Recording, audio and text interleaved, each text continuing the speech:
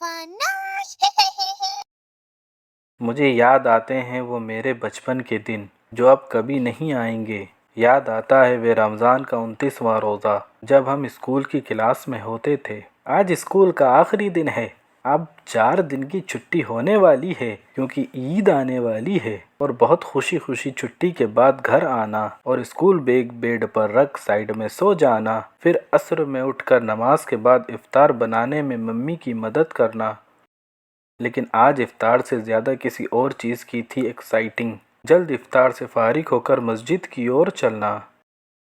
मगरिब की नमाज के बाद मस्जिद की छत पर चढ़कर ईद का चांद बड़ी बेसब्री से ढूंढना। बहुत याद आता है जब हम मस्जिद की छत पर चढ़ा करते थे। छत पर चढ़ने के लिए कोई सीढ़ी नहीं होती थी, लेकिन हम बांस की सीढ़ी लगाकर उससे छत पर चढ़ जाते थे। बहुत याद आता है जब चांद देखकर हमारा दुआएं मांगना और शोर मचाते हुए घर की ओर भागना और मोहल्ले के हर फर्जंद को चांद मुबारक बोलना और फिर घर आकर हर एक को चांद की खुशखबरी सुनाना। बहुत याद आता है वो बचपन का ज़माना। कहाँ गए पापा वो दिन जब आप मुझे मार्केट लेकर जाते थे, रास्ते में जलेबी और मिठाइयाँ खिलवाते थे। बहुत याद आ रहा है वो वक्त जब मेरी ज़िद पर दिलाई थी आपने खूब सारी जेबों वाली पैंट, जिसे पहनकर मेरी खुशी का ठिकाना ना रहा। फिर गए हम लेने टेलर के पास जो सिलवाया था हमने कुर्ता पजामा।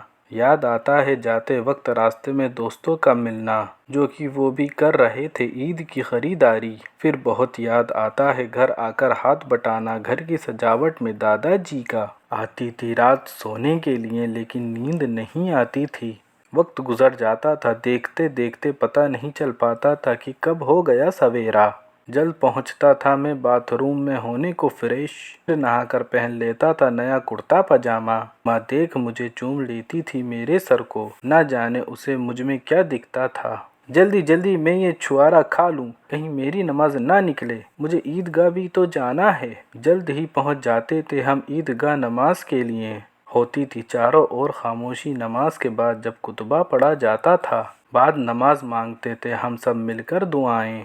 बहुत आती है याद वो नमाज के बाद लोगों से मिलने की खुशी। आते थे फिर घर की ओर करते थे नाश्ता, खाते थे सिवई लड्डू और पेस्टी। बनती थी ऐसी सिवई जो लगती थी बहुत टेस्टी। फिर जो चलता था ईदी लेने का हर एक से अभियान, न छूटता था हमसे घर में आने वाला कोई भी मेहमान।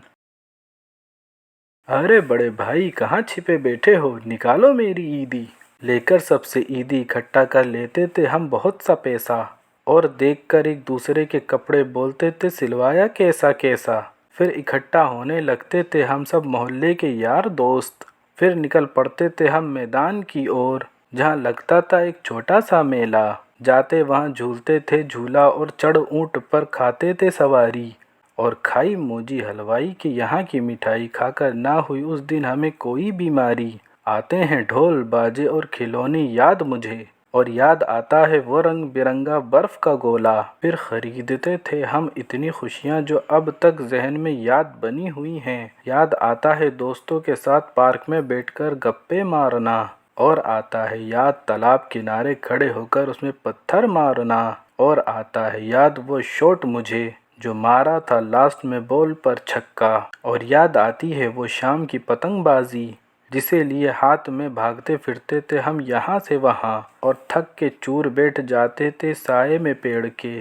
जाने कहाँ गई वो अंटे की बोतल जो बिकती थी मैदान के बाहर, और मिलती थी पकौड़ी जो ना खाई हमने उस ज़माने के बाद।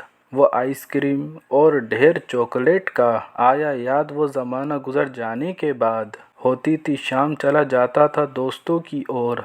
याद है मुझे वो रास्ते का कॉमिक स्टोर, और ख़रीदी थी वो कॉमिक जिसमें थी बिल्लू की कहानी। दोस्तों मैंने बिल्लू की कहानी पढ़ी है, तुम भी पढ़ना, बहुत मज़ेदार कहानी है। वो भी बहुत याद आती है हमें मित्रों संग डांस पार्टी। ये लो मेरे प्यारे दोस्त, ये आपके लिए है गिफ्ट मेरी तरफ से। चलो दोस्तों अब बहुत रात हो गई है, अब अपने घर चले जाना चाहिए।